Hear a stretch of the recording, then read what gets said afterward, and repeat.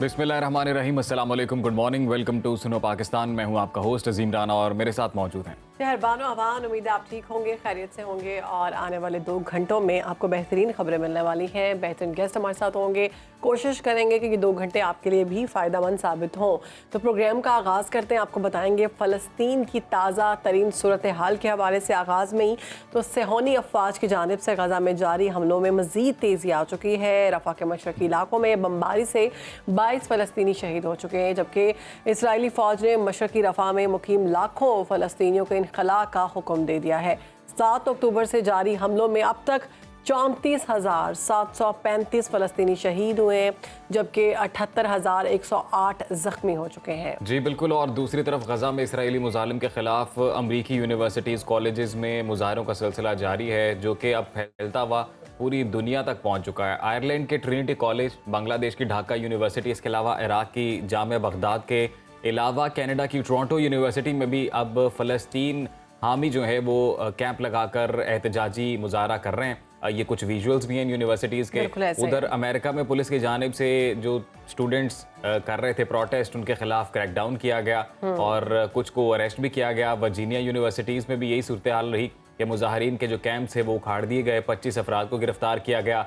Chicago के art institute के बाहर मुजाहरे से भी दर्जनों अफराद गिरफ्तार हुए। और ये भी आपको बताते हैं जी कि अमेरिका में 17 अप्रैल से जारी मुजाहरों में अब तक 2,500 से ज़्यादा तलबा गिरफ्तार किए जा चुके हैं। और दूसरी जानिब बिल्कुल शहरबानो, इसी से रिलेटेड जो लेटेस्ट अपडेट है वो थोड़ी वो भी अपने नाज़रीन के साथ शेयर करते हैं कि कतर और मिस्र वो मीडिएटर के तौर पर किरदार अदा कर रहे हैं कि सीज़ फायर हो जाए, और हमास ये मुतालिबात मानने के लिए तैयार है।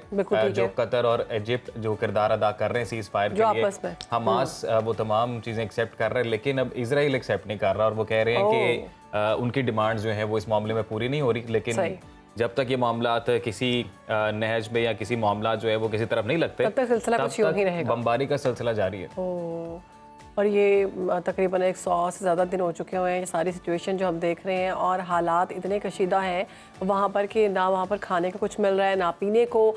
वहाँ पर लोग जो हैं वो अपनी ज़िंदगी कश्मकश में है कि पता नहीं ज़िंदा रहेंगे नहीं रहेंगे, अपने प्यारों को खो रहे हैं, मासूम बच्चों की नस्ल कुशी की जा रही है। सारी सिचुएशन सोशल मीडिया से हम देख रहे हैं। अक्टूबर से ये मामला सारा चल रहा है, सवेर जो है तो हम देख रहे हैं। तो दुआ गो है कि ये सारा मामला अपने अख्ताम को पहुँचे और फतह जो है वो फ़लस्तीन वालों की। तो अभी सिचुएशन कुछ यूँ है कि अगली खबर की जाने हमें जाना पड़ेगा। तो अगली खबर कुछ ऐसी है कि वो हर घर की कहानी है, अगर ये कहा जाए। हाँ, इन्फॉर्मेशन है, लेकिन इन्फॉर्मेशन ही है, उस पर अमल करवाना तो मुझे लगता है नामुमकिन हो चुका है क्योंकि मोबाइल फ़ोन के बच्चे इतने एडिक्ट हो चुके हुए हैं कि आप उनसे मोबाइल फ़ोन लेते हैं तो वो अपना पूरा घर जो है वो सर पर उठा लेते हैं कि नहीं मैं फ़ोन नहीं दूंगा या दूंगी। छोटे छोटे बच्चे घर में जब रो रहे होते हैं, उनके पेरेंट्स उनको फ़ोन पे पकड़ा देते हैं, कुछ लगा के। अक्सर ऐसा होता है कि दफ़ा मैं भी ऐसे करती हूँ अपनी बच्ची को कि मैं जब मुझे काम करना होता है, तंग करी होती है, तो मैं टीवी पर उसको पोएम्स वगैरह लगाती हूँ। ये अच्छी बात है कि आप अपने टीवी, क्योंकि एंड्रॉयड टेलीविजन आ चुके हुए हैं, तो एंड्रॉयड टीवी पे आप उनको कार्टून लगा दें। एंड्रॉयड टीवी पर आप उनको कोई भी चीज़ वो देखते हैं वो आप लगा दें। बेहतर है लर्निंग पोएम्स लगा दें, वो ज़्यादा बेहतर है बनिस्बत इसके कि आप बच्चों को मोबाइल फ़ोन पकड़ाएं। तो मोबाइल फ़ोन ज़रूरी है ना कि आप बहुत ज़्यादा स्क्रीन टाइम ना दें छोटे बच्चों को। वो ज़ाहिर है एक टाइम पीरियड रखें, मैक्सिमम 1 आवर और 2, इससे ज़्यादा नहीं होना चाहिए। हमारे पास एक्सपर्ट्स भी आए हैं, उनकी जानिब से भी ये कहा गया है कि बच्चों को मोबाइल फ़ोन ना पकड़ाएं, बहुत ख़तरनाक है। एक तो ये कि वो कुछ ऐसी चीज़ें सीख लेते हैं जो शायद उनको नहीं सीखनी चाहिए, क्योंकि ज़ाहिर है उसमें कोई फ़िल्टर नहीं है। और दूसरा सिचुएशन कुछ यूँ है कि माहिरीन ने बताया कि बच्चों की जिस्मानी और जहनी सेहत के लिए नुकसानदेह है मोबाइल फ़ोन। अब मारूफ अमरीकी कंपनी जो है माइक्रोसॉफ्ट, उनके बानी और दुनिया के अमीर तरीन अफराद में से एक हैं जो कि बिल गेट्स, उनकी जानिब से ये कहा गया है कि अब बच्चों को मोबाइल ना पकड़ाएं। और अपने एक इंटरव्यू में बिल गेट्स का कहना था कि उन्होंने अपने तीनों बच्चों को 14 साल की उम्र तक मोबाइल फ़ोन रखने की इजाज़त नहीं दी थी।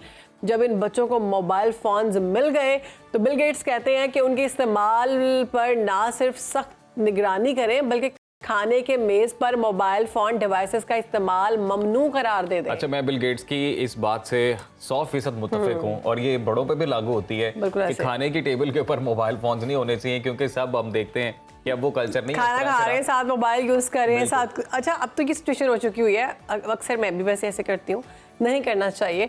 कोई चीज़ देख रहे हैं ना, वो सामने लगा ली और साथ खाना खाते हैं और साथ वो देखते रहे।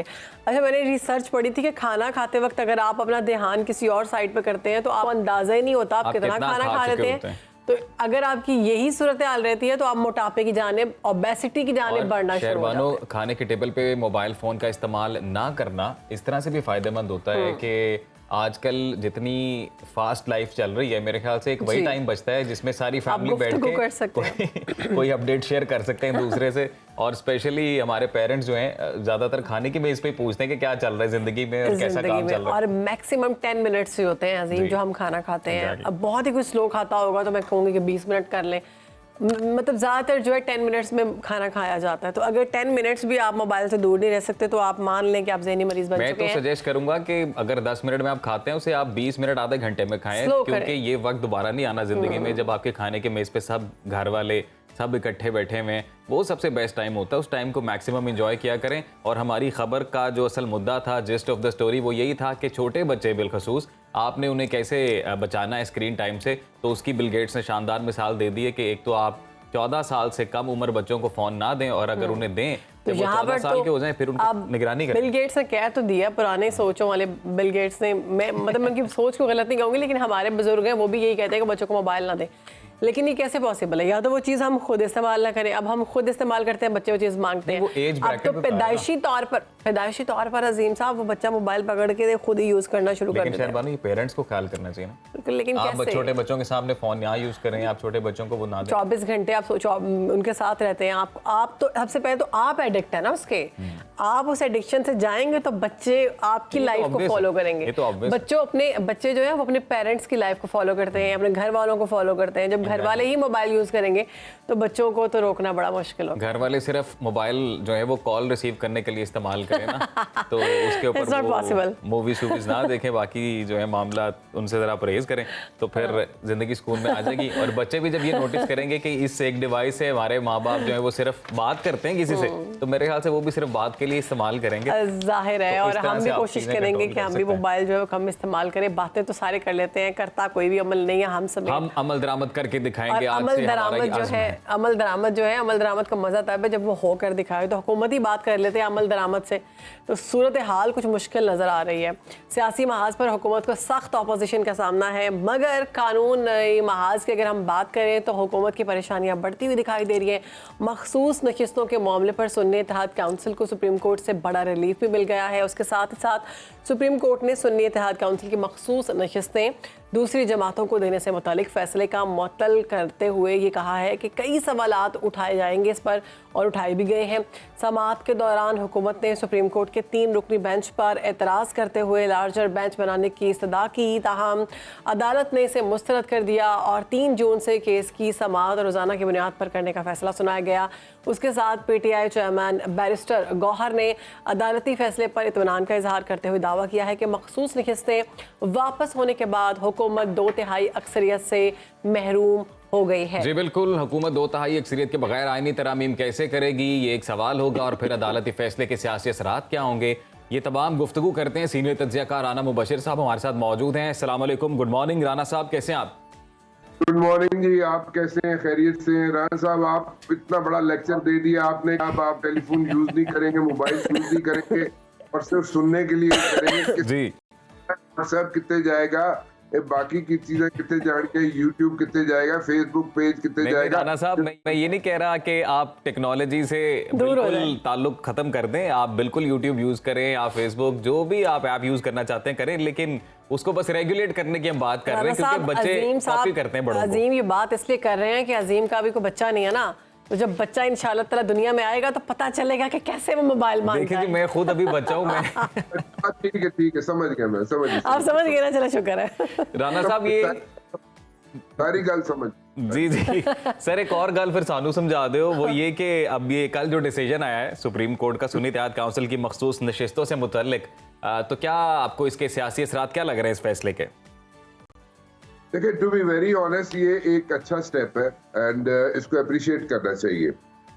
रीजन बीइंग कि यहाँ पे फोकस जो है ना, आप कर रहे हैं जनाब इन्वेस्टमेंट पे, और जब आप इन्वेस्टमेंट लाने के चक्कर में आप इतनी मुश्किलात से गुजरते हैं, आप इतनी कोशिशें करते हैं, and you want to pull in the investment in Pakistan, तो उसमें इफ्स एंड बट्स आने शुरू हो गए थे कि जनाब इसका एक कंसर्न्स है, एक जनाब पार्टी है, उसका लीडर है, उसके कंसर्न्स हैं और उसको एड्रेस नहीं किया जा रहा, तो उनको एड्रेस किया जाएगा। और अभी तो आपने ये एक फैसला सुना है, मेरा जाती ख्याल ये है कि आइंदा आने वाले 1-2 हफ्तों के अंदर अंदर मजीद रिलीफ मिलेगा पीटीआई को। अच्छा, और उसमें कई चीजें जो है, एक तो ये रिजर्व सीट्स का मसला था, फिर उसके अलावा कई चीजें ऐसी हैं जो सामने आना शुरू हो जाएंगी। प्रॉबली मेरे ख्याल में बिफोर टाइम होगा ये सारी चीजें बताना, लेकिन आई पर्सनली थिंक कि काफी रिलीफ मिलेगा in another like week 10 days time. Rana साहब, किस तरह का रिलीफ मिल सकता है आपको लग रहा है? कोई सजाओं में रिलीफ मिलने का इम्कान है या फिर सियासत में भी रिलीफ मिलेगा, या फिर बानी पीटीआई आ रहे हैं वापस?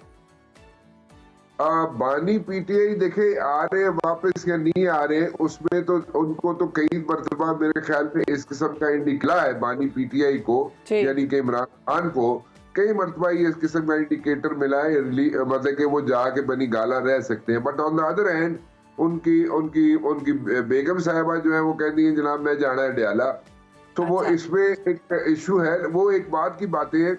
लेकिन आई पर्सनली थिंक कि जो लोग अननेसेसरी डिटेन हुए हैं पीटीआई लोग, उनको रिलीफ मिलेगा।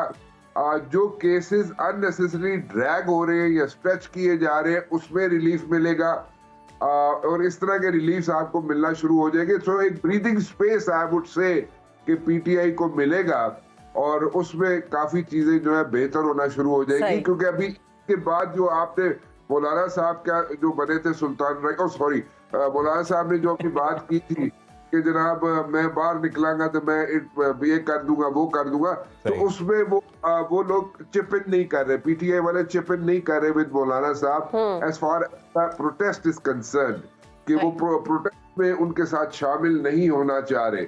तो सारी रिलीफ मिलना शुरू हो जाएगी। साहब, अभी तो 3 जून से बाकायदा समाअत हो गई रोजाना की बुनियाद पर इस मामले को लेकर, लेकिन अभी अगर मफरूजों पे बात कर ली जाए, फॉर एग्जांपल अभी का मूड अगर देखा जाए, ये अगर डिसीजन रिवर्ट होता है और मखसूस नशिस्तें वापस हो जाती हैं, तो फिर क्या सूरत हाल बनेगी?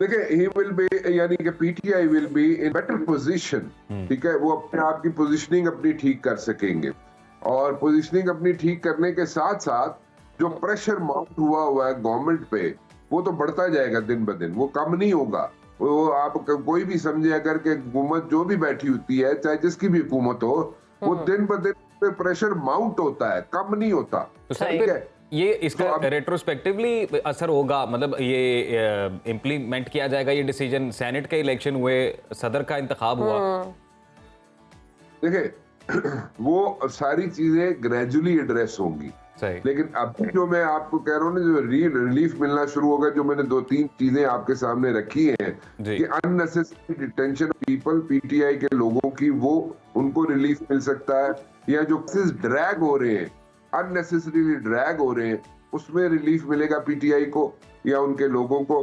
तो वो इस रिलीफ अभी मिलना शुरू हो जाएंगे, एंड असेंबलीज में भी आहिस्ता आहिस्ता इनको थोड़ा बहुत ब्रीदिंग स्पेस दिया जाएगा, ताकि जो प्रेशर करते हैं ये असेंबलीज के अंदर, उसको उसमें थोड़ा सा, उसमें थोड़ी सी थोड़ा सा एटीज हो ये लोग पीटीआई वाले, तो वो ये थोड़े आहिस्ता आहिस्ता ग्रेजुअली रिलीफ दिया जाएगा।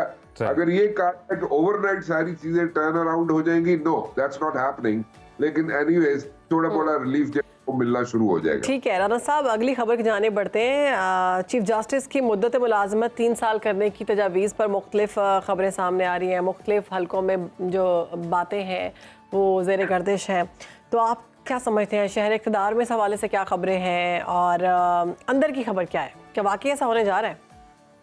देखिए सबसे मतलब लाइफ टाइम में पहली मर्तबा एयर चीफ को यहाँ पे एक्सटेंशन मिली है। तो अगर आप एक जस्टिस को भी देना चाहते हैं एक्सटेंशन, तो who can stop you? Nobody can stop you from doing that. So there's no stopping to it, and if somebody has made up his mind, तो वो तो फिर मिलेगा, उसमें तो कोई रुकावट नहीं है। तुसी भी जो मर्जी कर लो, मैं जो मर्जी कह लूँ, साढ़े कहने नाल तो कुछ होना ही नहीं। तो वो देना किसी ने उनको एक्सटेंशन, या if somebody thinks that he is going accordingly and smooth, उसकी सेलिंग है, unnecessary यहाँ पे इश्यूज नहीं खड़े कर रहे, जैसे हमने पास्ट में देखा कि जनाब यहाँ पे हमने कई एग्जांपल्स हैं।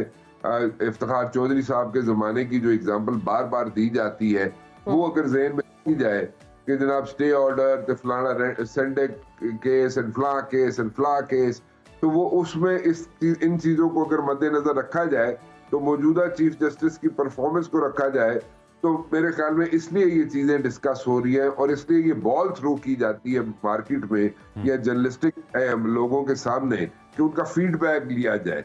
फीडबैक की है। राना साहब, मेरे दो सवाल आते हैं राना साहब, बड़े मुख्तसर से, और अगर आप इनका जवाब देना चाहें। एक तो वो पिछले मौजू से मुताल्लिक जो आप बात कर रहे थे और रिलीफ की जब बात हो रही थी, आपने भी ये बोला कि लग रहा है अब रिलीफ मिलेगा। तो मेरा सवाल सर ये कि why sudden change of mood, कि अभी ऐसा क्या हुआ कि रिलीफ मिलने जा रहा है, नंबर 1।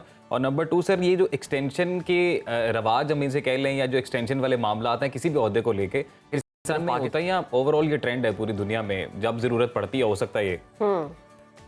देखिए, नॉर्मली तो ये होता नहीं है, टू बी वेरी ऑनेस्ट, ठीक है। हाँ, इमरजेंसी केसेस में, यहाँ पे इमरजेंसीज हो, किसी किस्म की इमरजेंसीज हो, वहां पे दीज थिंग्स डू हैपन, ठीक है। वहां पे एक्सटेंशन दी जाती है, ठीक है, और ताकि फ्लो रहे, क्योंकि जो भी बंदा नया आता है उसको आके सेटल डाउन होने में इट टेक्स टाइम, ठीक है। उसको 2-3 महीने कम से कम लगते हैं सेटल डाउन होने में, चीजें एब्जॉर्ब करने में। तो वो चीजें, वो टाइम स्पेन वेस्ट ना हो, इसलिए एक्सटेंशंस दी जाती हैं और कई ममालिक में दी जाती है, लेकिन ये कोई रेगुलर रूटीन नहीं है। इमरजेंसी केसेस, लाइक इमरजेंसी से मुराद यहाँ पे इकोनॉमिक इमरजेंसी हो सकती है या किसी और किस्म की इमरजेंसी हो सकती है।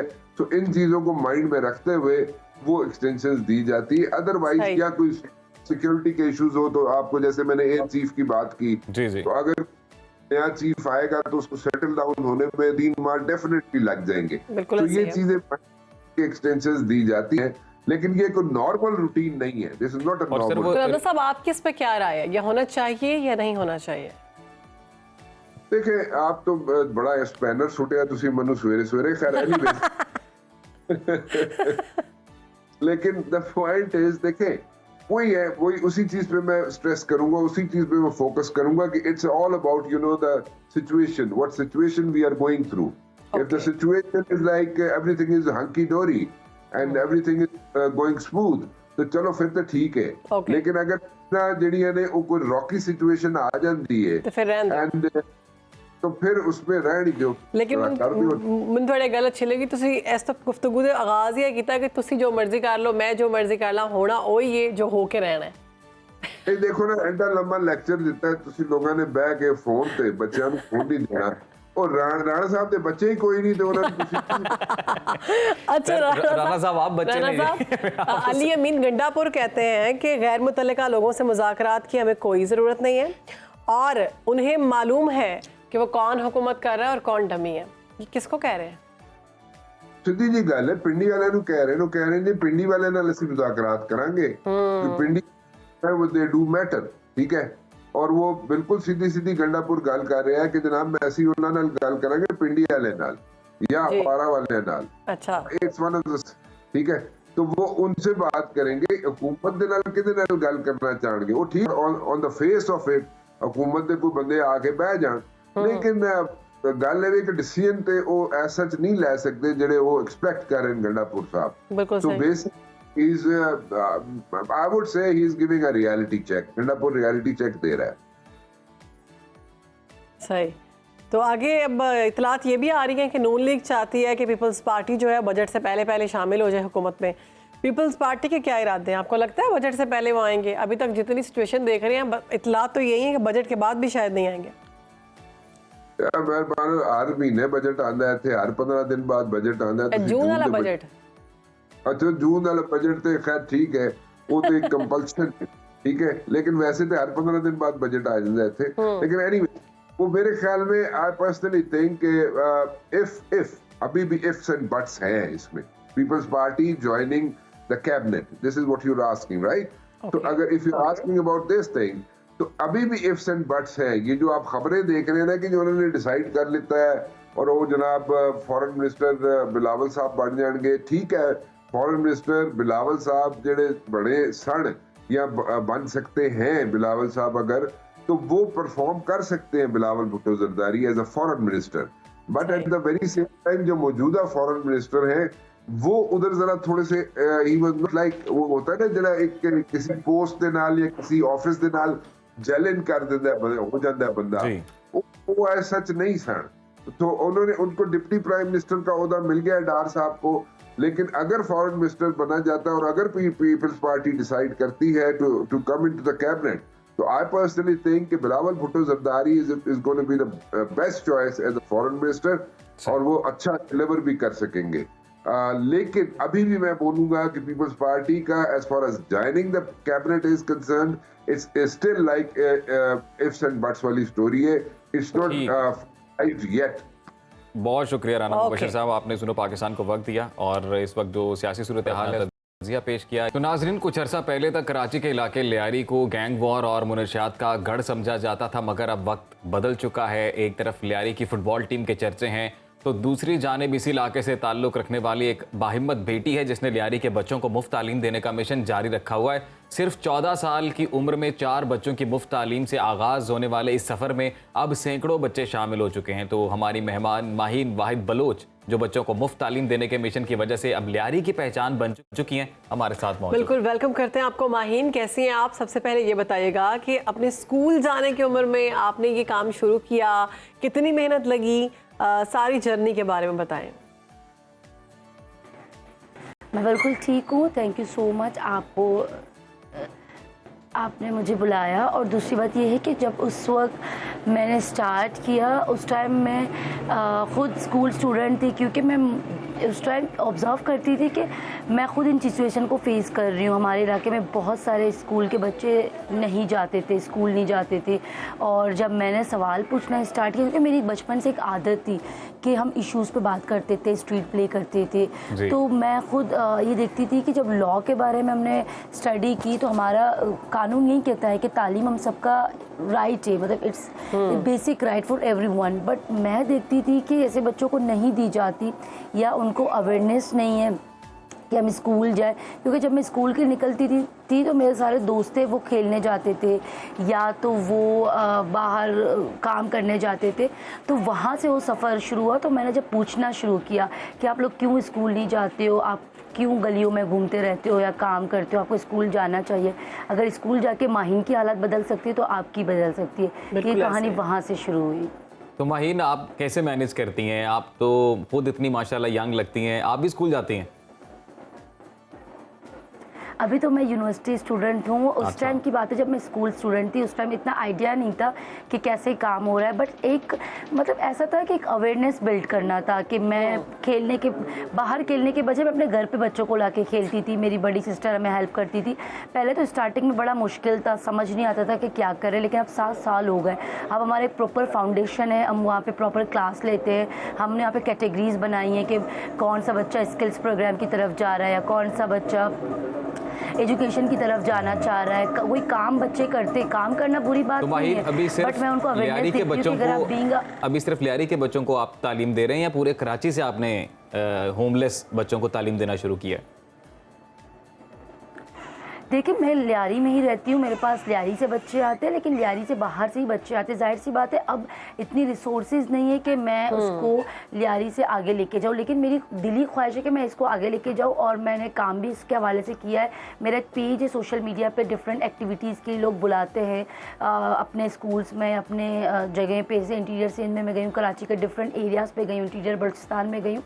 तो मैं अपनी आवाज़ वक्तन पे वक्तन पहुँचाती हूँ कि अगर मैं ये काम लियारी में कर सकती हूँ तो आप क्यों नहीं कर सकती। क्योंकि चाइल्ड लेबर सिर्फ लियारी का मसला नहीं है, बल्कि ये हमारे पूरे मुल्क का मसला है। आप कहीं भी अगर कैफ़े में बैठे, अगर मैं लाहौर की बात करूँ या अगर मैं सिंध की बात करूँ, बलूचिस्तान की बात करूँ, अगर कोई आप खाने पीने कहीं भी जा रहे हो या आप घूमने जा रहे हो तो आपको ऐसे बच्चे दिखेंगे कि छोटे छोटे बच्चे स्कूल नहीं जा रहे हैं। ऐसे होमलेस बच्चे तो पूरे पाकिस्तान में मौजूद हैं और बहुत बड़ा काम कर रही हैं आप। माहीन, ये बताइएगा कि अभी तक कितने बच्चों को आप तालीम दे रही हैं और इस सारे काम में आपके दीगर फैमिली मेम्बर्स भी आपके साथ मदद करते हैं? अब तो 7 साल हो गए हमने इस काम को किया है। 500 प्लस बच्चों को हमने पढ़ाया है, सिर्फ ना सिर्फ मिस्ताक के प्लेटफॉर्म से पढ़ाया बल्कि डिफरेंट इदारों के साथ कनेक्ट करके। हम ये काम करते हैं कि हम डिफरेंट इदारों को कोलैबोरेशन करते हैं उनके साथ, जैसे कोई IT डिपार्टमेंट है या कोई स्किल्स प्रोग्राम के थ्रू काम करते हैं। प्राइवेट सेक्टर में हम एडमिशन दिलवाते हैं, वो बच्चे स्कूल नहीं जा सकते, तो ये सारा प्रोसेस हमारा है। अभी रिसेंटली 75 प्लस बच्चे हैं जो इनरोल हैं, जो डेली बेस पे आते हैं। लेकिन इसके अलावा भी जो केसेस हमारे साथ आते हैं, अब तो लोग पहचानते हैं, तो वो आते हैं, हमें अप्रोच करते हैं कि हमारी प्रॉब्लम है, आप हमारे इस प्रॉब्लम को सॉल्व करो।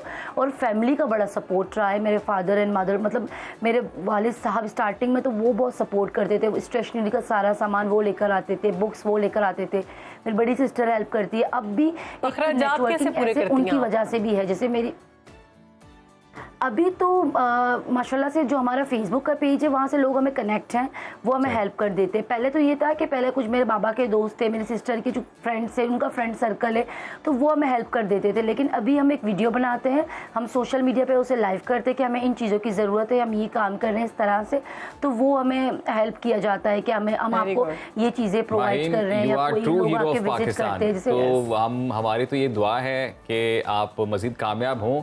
तो इस प्रोग्राम के तवस्सुत से आप कोई मैसेज देना चाहें, या आप अपने फ्यूचर प्लान्स अगर आप बताना चाहें कि मज़ीद आपका क्या मिशन है पाकिस्तान के लिए, बिलखुसूस पाकिस्तान के बच्चों के लिए? बिल्कुल, मेरा तो प्लान ये है कि मैं एक ऐसा स्कूल बनाऊं जहाँ पे हम इन्वेंशन की बात करें, क्योंकि सम टाइम ये होता है कि हमें सवाल पूछने पे हमें रोका जाता है या हमें बताया नहीं जाता। लेकिन मैं एक ऐसा स्कूल खोलना चाहती हूँ क्योंकि मैं मानती हूँ कि हर बच्चे में टैलेंट है, हर बच्चा कुदरती सलाहियतों से माला माल होता है, बस उसको तराशने की ज़रूरत है। मैं एक ऐसा स्कूल बनाऊँ ताकि उसमें हम इक्वालिटी की बात करें, क्योंकि समहाउ ये होता है कि हम रिस्पेक्ट नहीं दे पाते उन बच्चों को, या उनको उस नज़र से नहीं देख पाते। और ये स्कूल सिर्फ लियारी में ना हो बल्कि पाकिस्तान के हर इलाके में हो। आई हैव अ प्लान, और आगे जितनी रिसोर्सेज होंगी हम उस पर इंशाल्लाह काम करेंगे। और मेरा मैसेज यही है, जो लोग मुझे सुन रहे हैं, कि आप लोग वेट ना करें। सम टाइम हम ये होते हैं, बीइंग पाकिस्तानी अगर मैं कहूँ तो मैंने ये ऑब्जर्व किया है, एक तो हम वेट करते हैं, एक तो हम रिग्रेट करते हैं। हम इंतज़ार करते हैं कि कब हमारे पास प्लेटफॉर्म होगा। माहिन मैंने इंतज़ार नहीं किया, मैंने अपने घर से स्टार्ट किया और आज एक फाउंडेशन की शक्ल में मैं काम कर रही हूँ। तो आप लोग भी इंतज़ार ना करें, और दूसरी बात, आप रिग्रेट ना करें। सम टाइम मैंने बहुत देखा है, ऑब्जर्व किया कि हम बहुत रिग्रेट करते हैं कि हमारे साथ क्यों। तो अगर आपके साथ नहीं होगा तो आपको अपनी हालात खुद बदलना है, आपको बाहर निकलना है, सवाल पूछना है। हुकूमती कोई नुमाइंदा आपके पास आया इस सारे वक्त में, किसी ने आपकी हेल्प की हो, किसी ने आपको सराहा हो? देखिए, बड़े लेवल पे तो हमें इतना सपोर्ट नहीं था। और लास्ट टाइम अगर मैं बात करूँ तो मैंने सिंध एजुकेशनल फाउंडेशन में अपनी फॉर्म वहाँ पे एप्लीकेशन दिया था कि हम काम कर रहे हैं, मेरे पास अब टीम है। ऐसा नहीं कि मेरे पास टीम नहीं, हम प्रोफेशनल लेवल पे काम कर रहे हैं, डिफरेंट लोग हमारे साथ जुड़े हैं, डॉक्टर्स भी हैं, उनमें इंजीनियर भी हैं। तो आप लियारी में सारे स्कूल है, तो आप हमें स्कूल अडॉप्ट करें।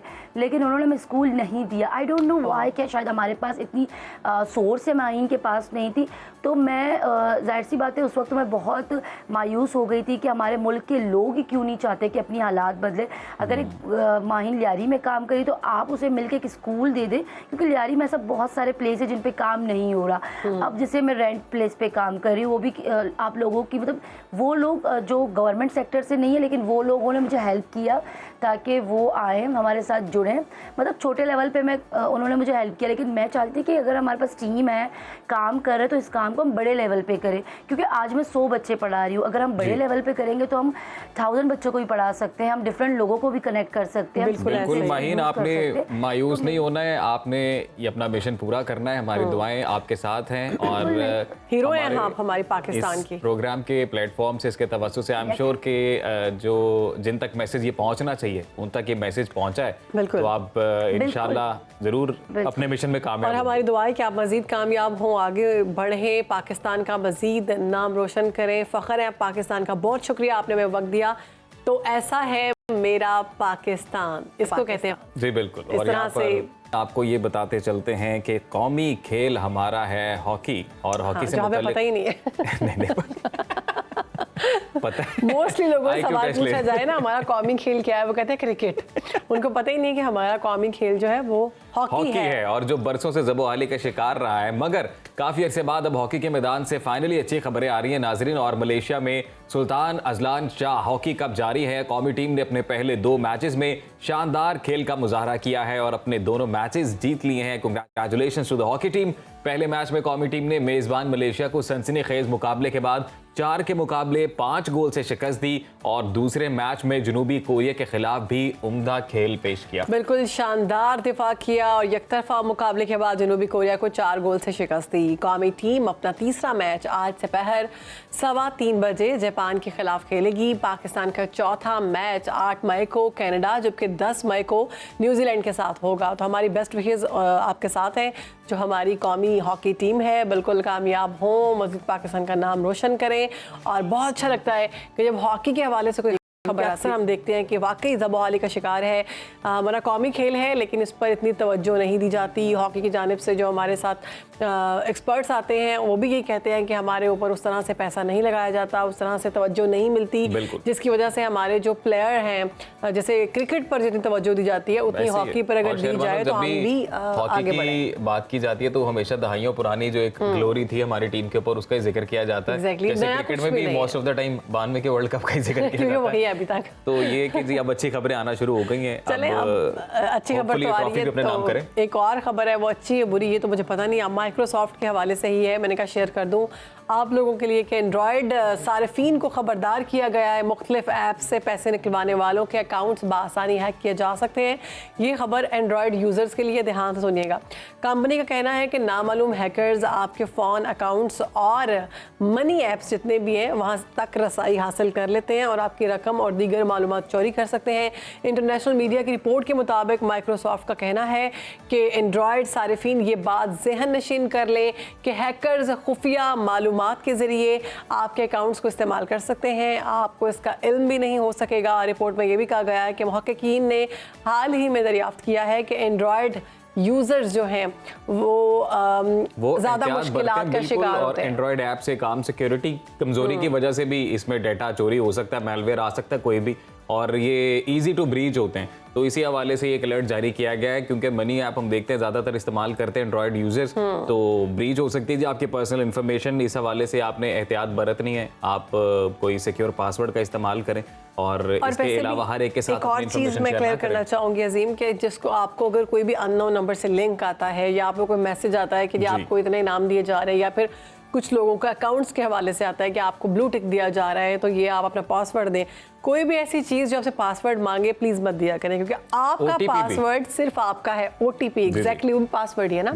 आपके मोबाइल पे अगर कोई ओटीपी आता है, कोई कोड आता है, डिजिट्स होते हैं, आपने वो नहीं बताने क्योंकि वही आपका सारा कुछ है। जब आपने बता दिया, नहीं बताना, हम सिर्फ आपको बताएंगे। और वो अगली खबर है और वो ये कि जी लंदन के मेयर और पाकिस्तानी नैयाद सादिक खान, उनको भी हम मुबारकबाद पेश करते हैं कि बरतानिया में कामयाब हो गए, तीसरी कामयाबी उन्होंने अपने नाम करके तारीख रकम की है। तीसरी बार मेयर लंदन मुंतखब होकर हैट्रिक मुकम्मल की है सादिक खान साहब ने। और लंदन में मेयर के इंतखाब के लिए लेबर पार्टी के सादिक खान, कंजर्वेटिव पार्टी के सूजन हॉल के दरमियान ये कड़ा मुकाबला था। तो बतौर मेयर लंदन सादिक खान ने होपर की मुनफरिद स्कीम मुतारिफ कराई और होपर स्कीम के तहत 1 घंटे तक मुसाफिर जितनी चाहे बस और ट्राम जो है वो तब्दील कर सकते हैं। इसके अलावा सादिक खान गजा में फ़लस्तीनियों पर मुजालिम के खिलाफ आवाज़ उठाने वालों में शामिल हैं।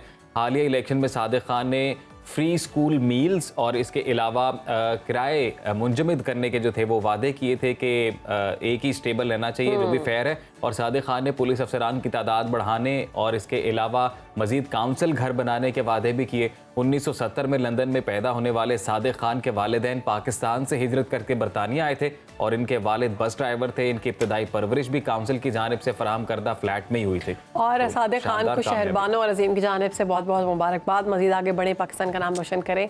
हम तो खुश होते हैं जब हमारा पाकिस्तानी कहीं पर जाकर भी कोई भी कारकर्दगी करता है तो ये पाकिस्तान का ही फ़ख्र है। नाज़रीन, आज पाकिस्तान समेत दुनिया भर में दमे का आलमी दिन मनाया जा रहा है और एक तहकीक के मुताबिक दुनिया भर में इस वक्त 260 मिलियन से ज़्यादा अफराद दमे का शिकार हैं, जबकि हर साल 4.5 लाख से ज़्यादा अफराद दमे की वजह से मौत के मुंह में चले जाते हैं। तो आलमी यौम दमा हर साल मई के पहले ट्यूसडे यानी मंगल को मनाया जाता है और इस दिन को मनाने का मकसद लोगों में दमे के मर्ज से बचाव का शऊर उजागर करना ये इसका मकसद है और दमा एक तकलीफ दे दायमी मर्ज़ है जिसका अभी कोई मुस्तकिल इलाज दरियाफ्त नहीं हो सका है। दमे के दौरे के दौरान सांस की नाली सूज जाती है और मसल्स सुकड़ जाते हैं, जिससे खांसी और सीने में घुटन जैसे मसाइल का सामना होता है। तो दमा या एज़मा की वजूहात, अलामात, इक़साम और इलाज पर गुफ्तगू के लिए हमने दावत दी है। हमारे साथ पल्मोनोलॉजिस्ट डॉक्टर इमरानुल हसन मौजूद है। डॉक्टर साहब वेलकम करते हैं आपको सुनो पाकिस्तान में। हमें ये बताइएगा कि बेसिकली ये दमा हो गया, एज़मा, एस्थमा, ये होता क्या है, सिम्टम्स क्या होते हैं इसके? इसकी सिम्टम्स जो है बड़ी कॉमन जो है वो सांस में दुश्वारी, खांसी या सीटियों का बजना, या कई दफ़ा अगर आप कोई काम करने जा रहे हैं, चलने का एक्सरसाइज, तो उसमें आपको दिक्कत दुश्वारी महसूस हो जी कि सांस उखड़ रहा है। आमतौर पे इसकी जो अलामात हैं या सिम्टम्स हैं वो रात के वक्त या अर्ली मॉर्निंग, सुबह ज़्यादा होती हैं कंपेयर टू दिन का जो बाकी हिस्सा होता है। वजूहात में ये है कि इसमें कुछ तो जिसको हम कहते हैं ना कि जेनेटिक प्रीडिस्पोजिशन, यानी कि जीनियाती तौर पे कुछ लोगों का चांस या रिस्क अस्थमा होने का वो ज़्यादा होता है। इसलिए आपके मुशाहिदे में होगा कि कई फैमिलीज़ में ये रन करता है। अगरचे ये ऐसा नहीं है कि अगर वालिदैन को अस्थमा है तो बच्चों को ज़रूर होगा, लेकिन जिस तरह वालिदैन में, बहन भाइयों में, खाला, मामू, चचा वगैरह या ग्रैंड पेरेंट्स में अगर हो तो उनके जो अगली जनरेशन है और अगली जनरेशन उसमें अस्थमा होने के रिस्क्स ज़्यादा हो जाते हैं या इम्कानात ज़्यादा हो जाते हैं। अच्छा डॉक्टर साहब, अपने नाज़रीन को ये भी बताते हैं कि सेगमेंट के दौरान आप कॉल कर सकते हैं। नंबर टीवी स्क्रीन पर आ रहा है और आप लोग भी कुछ सवाल करना चाहें डॉक्टर साहब से, आप इस सेगमेंट के दौरान कॉल करके पूछ सकते हैं।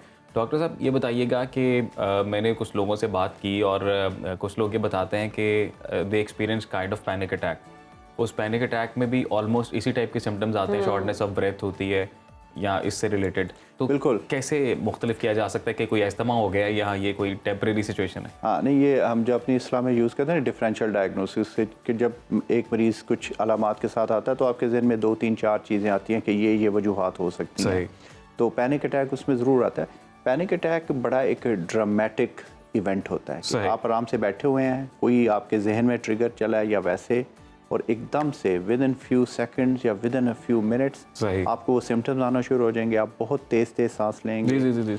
उसके साथ आपको कई दफ़ा होंठों के इर्द गिर्द थोड़ी नमनेस या ड्राइनेस है या नमनेस है, यानी कि सुन होना या सुइयाँ चुभना, इस तरह से कई दफ़ा आप जो है वो डिज़ी फील करते हैं, यानी कि आपको लगता है जैसे कि आप जो फेंट होने वाले हैं या इस तरह की, तो वो फीलिंग, या कई दफ़ा आपको सीने में बहुत ज़्यादा टाइटनेस महसूस होती है, आपको सांस में दुश्वारी फील होती है लेकिन आप सांस बहुत ज़्यादा तेज़ ले रहे होते हैं। तो पैनिक अटैक जो है वो ज़ाहिर है कि उसकी कुछ अलामात जो हैं वो अस्थमा से। लेकिन साहब अगर आपको पता चल गया है कि आपके बच्चे को इस टाइम वो अस्थमा हो गया है, वो इसका मरीज़ है और वो अटैक भी हो गया है, दिन का टाइम है, सबसे पहले क्या करना चाहिए? देखें, उसकी अटैक की नोयत पे डिपेंड करता है कि अटैक कितना सीवियर है और आपके अपने नॉलेज या एजुकेशन या कंफर्ट लेवल पे ये डिपेंड करता है। मसलन अगर एक फैमिली है जिसमें अस्थमा पहले से था, उनके घर में नेबुलाइज़र मौजूद है, उनको पता है कि अस्थमा अटैक में ये होता है और ये करें और इतनी देर के बाद बेहतर हो जाती हैं चीज़ें, तब तो आप उसको कर सकते हैं।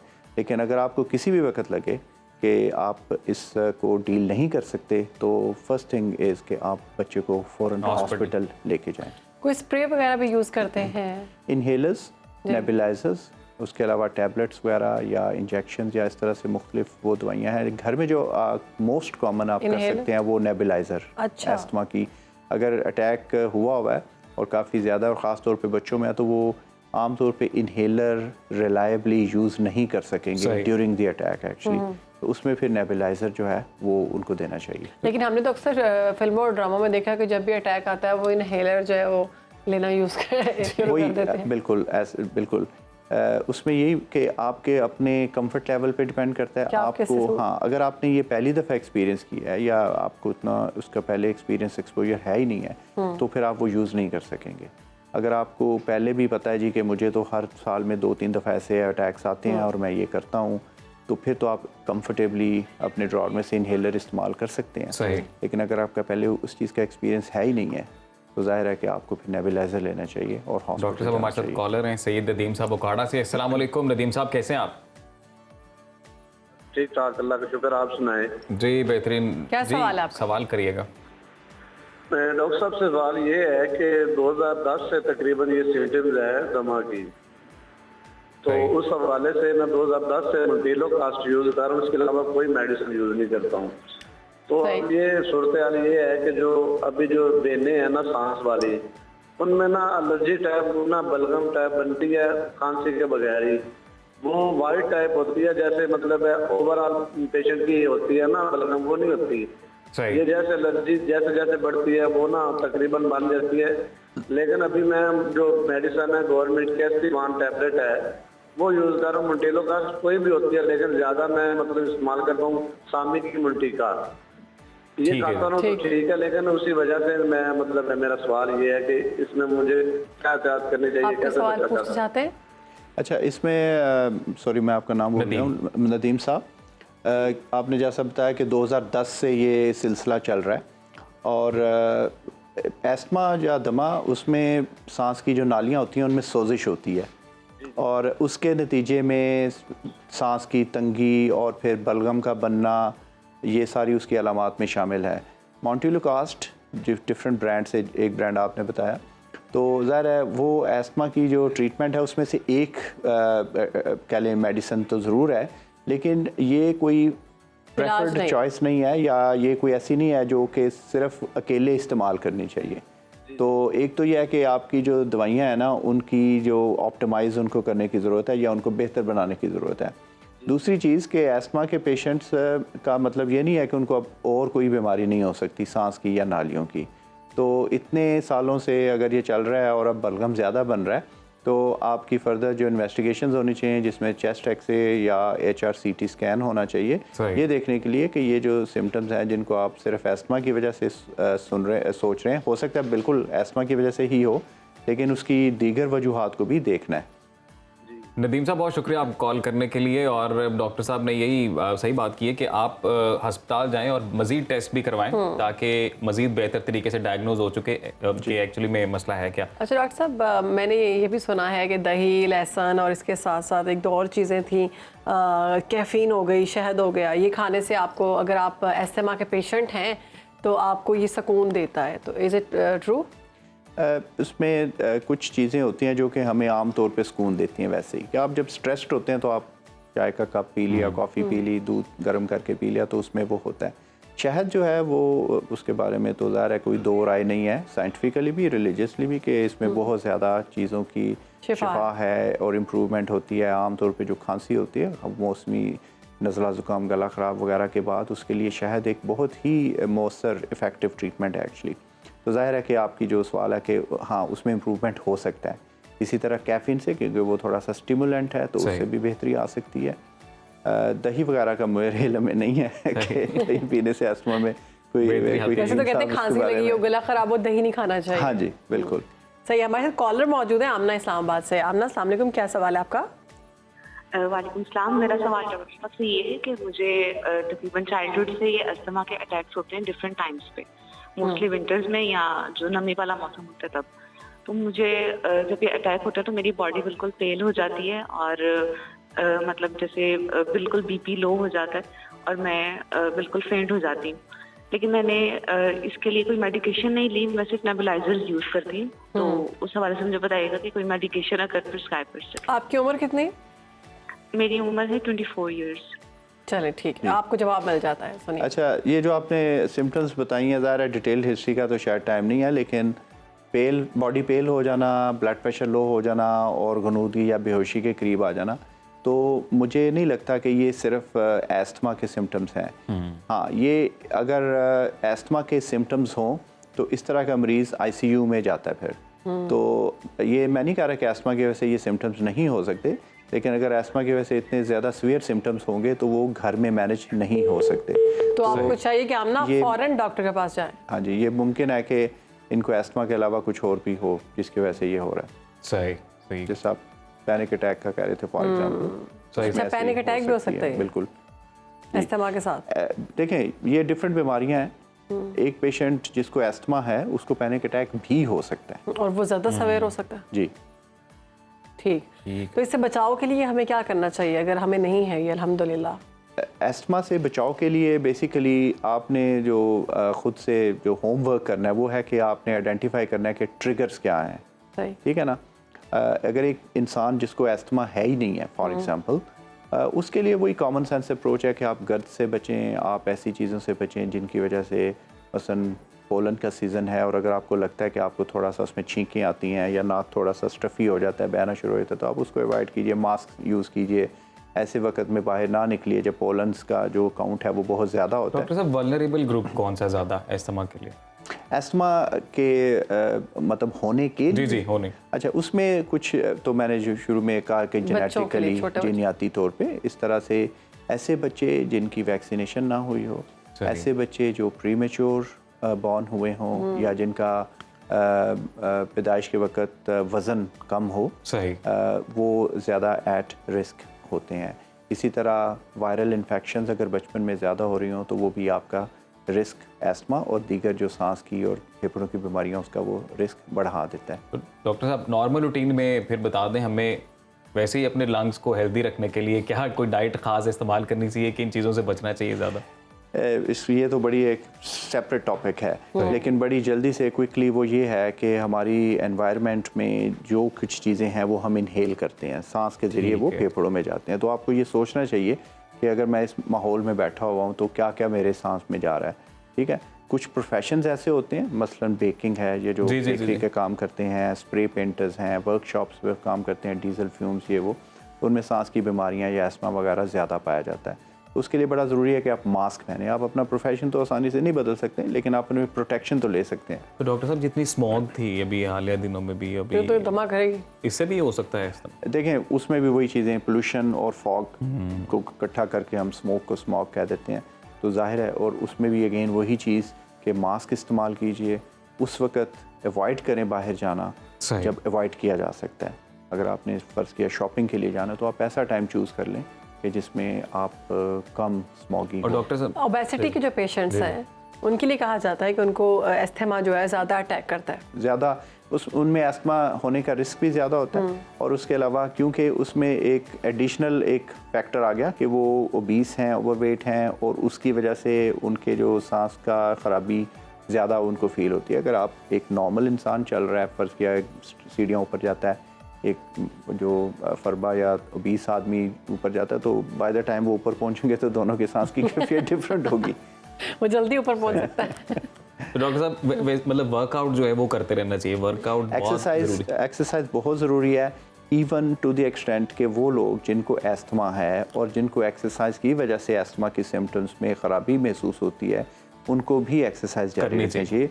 उसका इलाज ये नहीं है कि आप एक्सरसाइज बंद करें, उसका इलाज है कि अपनी दवाइयों की जो मिकदार है उसको एडजस्ट कीजिए ताकि आपको एक्सरसाइज करने में कोई दुश्वारी पेश ना आए। अच्छा, अगर कोई शख्स मोटा नहीं है, लाइक स्लिम है, लेकिन उसको भी स्टेयर्स चढ़ते हुए दुश्वारी हो रही है, बहुत ज़्यादा सांस फूल रही है, उसका ज़रूरी मतलब ये तो नहीं है कि वाकई इसको एस्थमा है, कोई और बीमारी भी तो हो सकती है? बेशुमार ऐसी बीमारियां हैं जो कि सांस में दुश्वारी पैदा करती हैं। उसमें पट्टों की कमज़ोरी, न्यूरोमस्कुलर डिसऑर्डर्स हो सकते हैं, आयरन की कमी भी हो सकती है, बिल्कुल एनीमिया हो सकता है, हार्ट की जो है प्रॉब्लम्स, एंजाइना या कमज़ोरी हार्ट की, हार्ट फेलियर वगैरह, उन सब से ब्रेथलेसनेस हो सकती है। हमारे कॉलर हमारे साथ अली असगर साहब जी, अस्सलाम वालेकुम। अली, कैसे हैं आप? कहिए, क्या सवाल है आपका? वालेकुम अस्सलाम सर, ठीक हूँ, आप सुनाइए, आप कैसे हैं? जी जी, वी आर गुड। जी जी, आप टीवी का वॉल्यूम बंद कर दें, आपकी आवाज़ क्लियर नहीं आ रही। आप सवाल पूछें डॉक्टर साहब से। जी जी जी जी। सर, मैं यूएई से पाकिस्तान आया हूँ, 2 दिन हो गए। अच्छा जी। तो मुझे नज़ला, जुकाम, ये बहुत इशू है, प्रॉब्लम है, सांस लेने में मुश्किल होता है। ये जब से आप वापस आए हैं बस तब से मसला है? जी बिल्कुल, 3 दिन से पाकिस्तान आया हूँ, तो इधर आने के बाद ये मुझे इशू हुआ। आपने डॉक्टर को चेक करवाया? जी चेक करवाया, मेडिसिन दी है, लेकिन वो खाई, उससे फर्क नहीं पड़ा। डॉक्टर साहब, आप पूछना चाह रहे हैं कुछ? जी बिल्कुल अली साहब, इसमें इस वक्त जो साल का ये हिस्सा है, इसमें 2-3 चीज़ें हैं। एक तो वीट, जो गंदम की कटाई का मौसम चल रहा है, उसमें भी बहुत ज़्यादा प्रॉब्लम आता है लोगों को, एक तो वो वजह हो सकती है। और दूसरा जो आप कह रहे हैं कि आप यूएई से आए हैं और पाकिस्तान में, तो ये हो सकता है ये वतन की मिट्टी की वजह से हो, तो उससे बचने की कोशिश कीजिए। इस पे टीवी पे तो आपको ज़रा एग्जैक्टली जो दवाइयाँ वो तजवीज़ नहीं की जा सकती, लेकिन आप जो बता रहे हैं ना कि आपको नज़ले की कैफियत है और सांस में भी ख़राबी, तो ये जो है उसके लिए आप, मेरा ख्याल है, अपने करीबी पल्मोनोलॉजिस्ट के पास जाइए और वो इंशाल्लाह आपको जो है वो मुनासिब मेडिसिन वगैरह बताएंगे और ये ठीक हो जाएगा। फिक्र ना कीजिए, इंशाल्लाह ये ऐसा नहीं है कि ये ठीक नहीं होगा, ये आपका 2-4 दिनों में मुनासिब दवाइयों से बड़ी जल्दी ठीक हो जाएगा इंशाल्लाह। अच्छा, मास्क इस्तेमाल कीजिए बाहर निकलते वक्त। मास्क इस्तेमाल कीजिएगा। बहुत शुक्रिया अली आपके कॉल करने का। हमें ना ऐसे डॉक्टर्स की बहुत ज़रूरत है। लाइक अगर मैं बीमार होती हूँ तो मैं किसी ऐसे डॉक्टर के पास जाती हूँ, मुझे सिर्फ एक उनके, मुझे नहीं पता ठीक होंगे कि नहीं, लेकिन एक तसल्ली जो होती है ना, एक वर्ड जो आपने बोला कि इंशाल्लाह आपने परेशान नहीं होना, आप ठीक हो जाएंगे, ये हमें एक डॉक्टर से सुनने की बड़ी ख्वाहिश होती है और डॉक्टर से बहुत कम सुनने को मिलता है और बहुत कम सुनने को मिलता है और ऐसे डॉक्टर्स की हमें बड़ी ज़रूरत है जो हमें रिलैक्स करें। देखें, हम प्रोफेशनल स्टैंडर्ड्स को कह लें, कीपिंग इन माइंड, जो तसल्ली देना बड़ा ज़रूरी हिस्सा है, लेकिन फॉल्स रीअश्योरेंस, झूठी तसल्ली वो हम नहीं देते।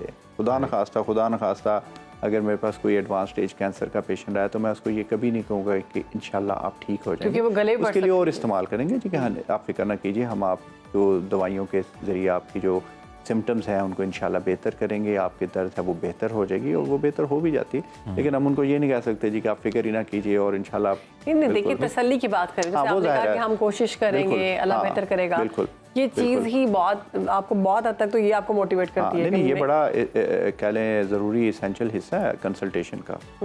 एग्जैक्टली। 2 चीज़ें, एक ये कि इनहेलर से प्लीज़ ना डरिए, इनहेलर आपका बेस्ट फ्रेंड है। ठीक है, एस्थमा पेशेंट्स के लिए inhaler is your best friend. बहुत शुक्रिया डॉक्टर साहब, आपने वक्त दिया। नाजरीन, प्रोग्राम में आगे बढ़ेंगे और आपकी मुलाकात करवाते हैं ब्रिटिश इंडियन ट्रैवलर से इसरा हुसैन, जिन्होंने 1 साल पाकिस्तान में गुजारा है। गवादर से गिलगित और पहाड़ों से लेकर समंदर तक पूरा पाकिस्तान देखा, पाकिस्तानी कल्चर देखा, पाकिस्तानी सकाफत देखी, पाकिस्तानी रस्म व रवाज देखे, यहाँ तक कि इसरा ने वो इलाके भी देखे जो कभी तालिबान के ज़ेर असर हुआ करते थे और इसरा ने पाकिस्तान के खूबसूरत मनाजिर अपने कैमरे की आंख में महफूज किए हैं और उस पर एक डॉक्यूमेंट्री भी बनाई है जिसे सोशल मीडिया पर खूब पसंद किया जा रहा है। तो आइए इसरा हुसैन से बात करते हैं। असरा, आपको वेलकम करते हैं सुनो पाकिस्तान में। कैसी हैं आप? पाकिस्तान में आपने 3 माह गुजारे हैं, ये वक्त कैसा गुजरा? पाकिस्तान ने कैसे ट्रीट किया आपको?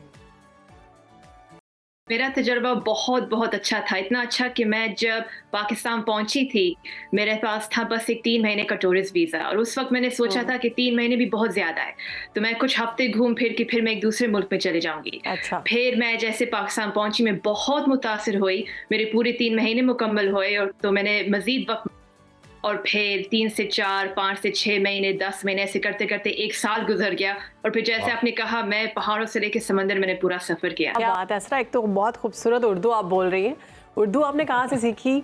और इसके साथ साथ आपने वो वाले इलाके भी देखे, मैंने आपकी डॉक्यूमेंट्री देखी है, बहुत खूबसूरत थी, कैलाश में जो आपने बनाई, आपने वो वाले इलाके भी सारे एक्सप्लोर किए जो शायद हम पाकिस्तान में रहते हुए भी नहीं कर सकते। जी बिल्कुल, मेरे लिए भी काफ़ी मुश्किल था हर इलाका सफ़र करना, क्योंकि बाहर के लोगों को हम हर इलाके में ऐसे खुद नहीं जा सकते, हमें फौज से किसी से इजाज़त मांगनी होती है। मिसाल के तौर पे बलूचिस्तान का बहुत शौक था, मैंने सोचा अगर मैं इतनी दूर गई हूँ तो फिर मैं बलूचिस्तान देखे बगैर मैं कहीं नहीं जा रही। तो 3-3.5 हफ्ते लगे मुझे इजाज़त मिलने में, लेकिन फिर वो मकसद पूरा हो गया क्योंकि मेरे 2 मकसद थे, मुझे सबसे ऊंचा पॉइंट और जो सबसे लोएस्ट पॉइंट है ग्वादर, वहाँ सफ़र करना था और दूसरा था कि हर प्रोविंस भी देखना था मुझे। तो असरा, अभी पाकिस्तान में सबसे फेवरेट प्लेस कौन सी है आपकी? सबसे फेवरेट इलाका तो नहीं है, लेकिन मुझे पहाड़ों से बहुत प्यार है, ये बचपन से मुझे प्यार है, मुझे पहाड़ों को बहुत शौक है।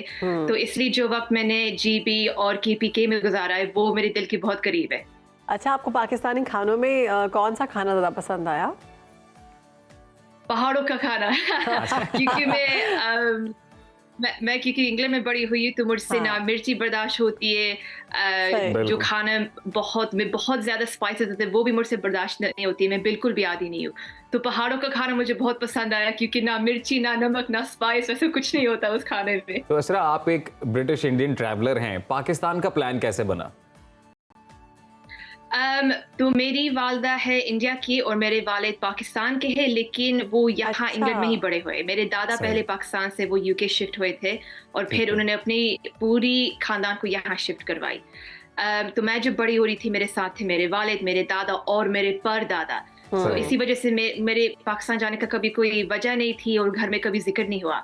फिर मेरी जब वालदा की शादी हुई थी मेरे वालिद से, वो UK शिफ्ट हुए इंडिया से, तो मैं जब बड़ी हो रही थी, अभी ज्यादातर अम्मियाँ ही सकाफत सिखाती है। जी, तो जी, मेरी जी। अम्मी इंडिया की होते हुए उन्होंने मुझे सकाफत सिर्फ इंडिया की सिखाई थी, और बचपन में मैं सिर्फ इंडिया जाती थी। तो अच्छा। बड़े होते हुए मेरा ताल्लुक सिर्फ और सिर्फ इंडिया से था, और मेरी पहचान भी सिर्फ इंडिया से थी। फिर मैं जब 2011 में यूनिवर्सिटी गई, जिंदगी में पहली दफा पाकिस्तान के दोस्त बने, और वो मुझे छेड़ते थे कि कितनी बुरी बात है कि आप अपने वाला के मुल्क में गई लेकिन आपके वालिद के मुल्क में कभी नहीं। और मैं हमेशा कहती थी कि वालिद का मुल्क तो नहीं, वालिद का मुल्क यहाँ है, उनकी तालीम, उनकी परवरिश, हर चीज इंग्लैंड में यहाँ पे, हुई है। सही। पाकिस्तान ज्यादा दादा का मुल्क है और परदादा का मुल्क है। तो मेरे दोस्तों की वजह से मैं फिर अपने दादा से पाकिस्तान के बारे में पूछी थी, तो उनकी कहानियां सुन सुन के फिर मैंने तय किया था कि एक दिन मैं अपने दादा और परदादा का मुल्क देखने जाऊंगी। तो मैं जब 2021 में जिंदगी में पहली दफा पाकिस्तान गई थी, और वो भी अकेले, वो था वो ख्वाब पूरा करने। क्या बात है भाई, तो कोई नाइस। वाज़ेह फ़र्क आपको मिला जब आपने इंडिया में ट्रैवल किया और फिर पाकिस्तान में भी आपने ट्रैवल किया? इंडिया में ट्रैवल नहीं किया मैंने, क्योंकि मैं बहुत छोटी थी और मेरे पूरे ननियाल वहाँ पे। तो जब भी इंडिया जाना होता था बस ननियाल से मिले, मैं खाला के घर पे रहती थी, कजिन से चिल मारना वगैरह, बस वही तजुर्बा था मेरा इंडिया में। पाकिस्तान में ना मेरे कोई रिश्तेदार है, ना कोई दोस्त, इसी वजह से सफर करने का मौका मिला। नहीं तो अगर मेरे वहाँ रिश्तेदार होते, जैसे बाकी देसी जो यूके वाले देसी जी, होते, जी, जी। उनके रिश्तेदार है वहाँ पे, अगर मेरा भी ऐसा तजुर्बा होता तो फिर मुझे मेरे ख्याल में सफर करने का मौका नहीं मिलता। अच्छा असरा, आपने देखा सोशल मीडिया पर कहीं पर आप ट्रैक्टर चला रही हैं, कहीं आप चारा उठा रही हैं, कहीं नदी से पानी भर रही हैं, ये सारे एक्सपीरियंसेस आपने ज़िंदगी में पहली दफ़ा ही किए होंगे, तो मुश्किल लगे आपको? बहुत मुश्किल। आप सोचिए, जो लड़की ने पूरी जिंदगी इंग्लैंड में गुजारी है उसके लिए ये तजुर्बा कितना मुश्किल हुआ होगा। लेकिन लोगों ने बहुत ख्याल रखा और बहुत बहुत प्यार से उन्होंने मुझे अपने घरों में रखा। लोगों को मेरी कहानी बहुत पसंद आई कि मैं अपने दादा और परदादा का मुल्क देखने, अपना ख्वाब पूरा करने, और मैं अपने खानदान की पहली इंसान हूँ जो पाकिस्तान देखने गई है। तो लोगों ने बहुत ख्याल रखा, और इसी वजह से मेरा एक साल इतने अच्छे से, एक साल पहले तो मैं रही हूँ, नहीं तो मैं उनकी खिदमत के बगैर मैं इतना लास्ट नहीं कर पाती। और दूसरी बात यह है कि इतना मज़ा भी आ, बहुत कुछ सीखा भी। और इसरा ऑल ओवर द वर्ल्ड ज़्यादातर परसेप्शन ये होता है कि कोई भी फॉरेनर अगर पाकिस्तान को ट्रैवल करना चाहता है तो ज़्यादातर दोस्तों और रिश्तेदारों की जानिब से ये कहा जाता है कि कोई सिक्योरिटी इश्यूज हो सकते हैं, आप ना जाएं, सेफ्टी कंसर्न्स हो सकते हैं। तो आपका ये परसेप्शन चेंज हुआ, कैसा लगा आपको पाकिस्तान आके? और क्या मैसेज देंगे आप? मुझे, क्योंकि मैं उर्दू सीख के गई थी, इसलिए मेरे लिए ज़्यादा आसान है। तो मैं ज़्यादातर लोगों के घरों में रही हूँ। अगर लोगों को उर्दू नहीं आती है तो फिर मुश्किल होगा उनके लिए, क्योंकि फैसिलिटी है पाकिस्तान में कम दूसरे मुल्कों के मुकाबले में। तो मेरा तजर्बा बहुत अच्छा था क्योंकि मैं ज़बान सीख के गई थी। तो मेरा मशवरा ये होगा कि अगर पाकिस्तान में आपको लंबे वक्त तक सफ़र करना है, जैसे मैंने किया, तो बेहतर है कि ज़बान सीख के जाइए। तो अभी आप पाकिस्तान को मिस करती हैं? बहुत बहुत। अभी तो मेरी एडिटिंग हो रही है ना, क्योंकि मैंने जो पूरा एक साल मैंने सफर किया था, उसकी जो फिल्मिंग मैंने की थी, अभी बैठ के वो पूरा एडिट करना है। तो मैं जब वो वीडियोस देखती हूँ तो पुराने यादें ताज़े हो जाते हैं। अच्छा, हम आपको दोबारा से इनवाइट करते हैं, आप आएँ, फिर आप लाहौर भी ज़रूर आइएगा, पाकिस्तान आएँ, लाहौर भी विज़िट कीजिएगा, हमारे शो में आएँ। हमें बहुत अच्छा लगा कि आप पाकिस्तान आई हैं, पाकिस्तान की मेहमान बनी, और पाकिस्तान ने भी आपको अच्छे तरीके से ट्रीट किया। बहुत शुक्रिया आपका, आपने हमें वक्त दिया। अब पाकिस्तानी टैलेंट का जिक्र कर लेते हैं। तो इस वक्त हमारे साथ मौजूद है पाकिस्तान के उभरते नौजवान गुलकार मोहित हाशमी। हाल ही में दुबई में भारतीय लेजेंड म्यूज़िक स्टार और सबके फेवरेट सिंगर हैं तकरीबन वो अरिजीत सिंह। उन्हें कॉन्सर्ट के दौरान मोहित हाशमी को स्टेज पर अरिजीत के साथ मेडले का मौका मिला, और इस पाकिस्तानी नौजवान ने अपनी सुरीली आवाज़ से ना सिर्फ नाजरीन से खूब दाद समेटी, बल्कि अरिजीत सिंह ने भी उनको बहुत पसंद किया, उनकी आवाज़ के गर्विदा बन गए। और मोहित हाशमी 2021 में और पाकिस्तान म्यूजिक का टाइटल समेत कई अवार्ड्स अपने नाम कर चुके हैं। हमारे साथ मौजूद हैं इस वक्त, उनसे बिल्कुल मोहित हाशमी से बात करेंगे। मोहित, वेलकम टू सुनो पाकिस्तान। कैसे हैं आप? बड़ा ज़बरदस्त गाते हैं यार आप। क्या बात है। थैंक यू सो मच जी, आपका बहुत शुक्रिया, आपने हमें लाइव लिया। अल्हम्दुलिल्लाह बहुत अच्छे, आप बताइए। वो यार गुड। मोहित बताइएगा इस मोमेंट के बारे में, कैसे हुआ ये? बड़े खुश दिखाई दे रहे हैं और बहुत अच्छा गा रहे हैं आप माशाल्लाह से। दरअसल एक कॉन्सर्ट में वो अक्सर लोगों को मौका देते हैं। अच्छा। और मेरे दोस्तों ने कहा यार तुम्हें गाना गाना चाहिए, हम सुनने गए हुए थे उन्हें, और उन्होंने मौका दिया, और फिर उसके बाद ये हुआ कि आज हम सुनो पाकिस्तान पे हैं। क्या क्या बात है। हम भी चाहेंगे कि आप सुनो पाकिस्तान की आवाम को कुछ सुनाएं मोहित। जी बिल्कुल, मैं अरिजीत सिंह का जो वहां से वो गाना गाया वही सुनाते हैं आपको। श्योर। किया रे जो भी तूने कैसे किया रे, जिया को मेरे बांध ऐसे लिया रे, समझ के बिना समझ मैं सकूं सवेरों का मेरे, तू सूरज लागे, तू मेरा कोई ना होके भी कुछ लागे, तू मेरा कोई ना होके भी कुछ लागे,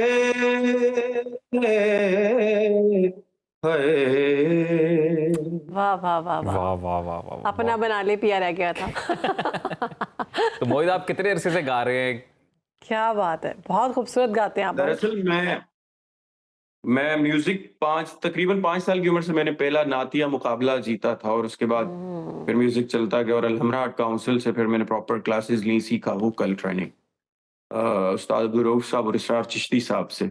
जी जी जी। और फिर उसके बाद पाकिस्तान टेलीविजन अवार्ड हुआ, उसमें पार्टिसिपेट किया, वहां से अवार्ड लिया, फिर ऑल पाकिस्तान म्यूजिक कॉन्फ्रेंस हुआ, तो फिर ये सिलसिला चलता गया, और आज हम मोहित आपकी इंस्पिरेशन कोशिश कर रहे हैं कि मार्केट में और लोगों को। आपके फेवरेट सिंगर कौन है? ऑब्वियसली नुसरत फतेह अली खान साहब ही हैं जिनकी वजह से मैं गाना गा रहा हूँ। और आप तो बड़ा अच्छा गाते भी हैं, आप नुसरत फतेह अली खान साहब, राहत फतेह अली खान, सजाद अली के गाने हमें पता चले जी आप बहुत अच्छा गाते हैं, तो अगर उनकी भी कोई 1-2 लाइनें आप गुनगुना दें। जी सजाद साहब का रावी बड़ा मशहूर है और मुझे बहुत अच्छा लगता है। हो जाए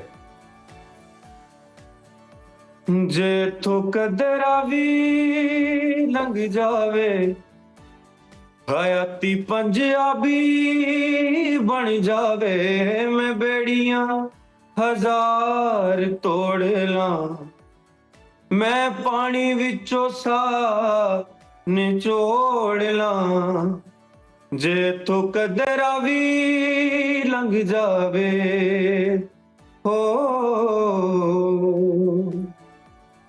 जे रावी विच पानी कोई नहीं ते अपनी कहानी कोई नहीं, जे संग बेली यार कोई ना ते किसे नू सुनानी कोई नहीं, अखां च दरिया कोल के मैं जख्मां दी थां ते रोड़ ला, जे तो कदरा भी लंघ जावे हो। क्या बात है, बहुत खूबसूरत मोहित, बहुत खूबसूरत, बहुत अच्छा गाते हैं आप। अब तो खुद बहुत बड़े सिंगर हैं। मैं तो ये पूछना चाह रहा हूँ आपसे, अब नियर फ्यूचर हम क्या देख रहे हैं? अरिजीत के साथ आपको कोलैबोरेट करता देख रहे हैं या सज्जाद साहब के साथ? देखिए ये तो बहुत बड़ी बात, पहले तो मेरे लिए ये बड़ी बात है कि अरिजीत सिंह जैसे इतने बड़े आर्टिस्ट ने मौका दिया और गाया मैंने, और वो बहुत कमाल आर्टिस्ट हैं। और सजाद साहब तो शुरू से ही बचपन से उन्हें सुनते आ रहे हैं और वो चीजें अंदर रच बस चुकी हैं, तो इंशाल्लाह बहुत जल्द हम एक बड़ा पाकिस्तान का सूफी म्यूजिक में बहुत बड़ा नाम उनके साथ कोलैबोरेट करने जा रहे हैं इंशाल्लाह। जबरदस्त, ये तो बड़ी अच्छी बात आपने बता दी, जबरदस्त। आप बहुत अच्छा गाते हैं मोहित, हमारी बेस्ट विशेस आपके साथ हैं और इंशाल्लाह आप आगे जाएंगे। ऐसे टैलेंट की बहुत ज़रूरत है पाकिस्तान को, और पाकिस्तान का टैलेंट जो है वो वैसे भी कहीं छुपता नहीं है, वो सामने आ जाता है। बहुत शुक्रिया आपके वक्त का, और ऐसा है मेरा पाकिस्तान, और पाकिस्तान के टैलेंटेड लोग जो आप कोशिश करते हैं सुनो पाकिस्तान में हम अपना हिस्सा बनाएं, अपने प्रोग्राम का उनको हिस्सा बनाएं, आप तक पहुंचाएं। पाकिस्तान की मिट्टी कितनी ज़रख़ेज़ है। तो आज मुझे और शहर बानो को इजाज़त दीजिए, कल दोबारा आपकी खिदमत में हाजिर होंगे नए मौज़ूआत, नए गेस्ट के साथ। अपना और अपने प्यारों का ख्याल रखें। अल्लाह हाफ़िज़।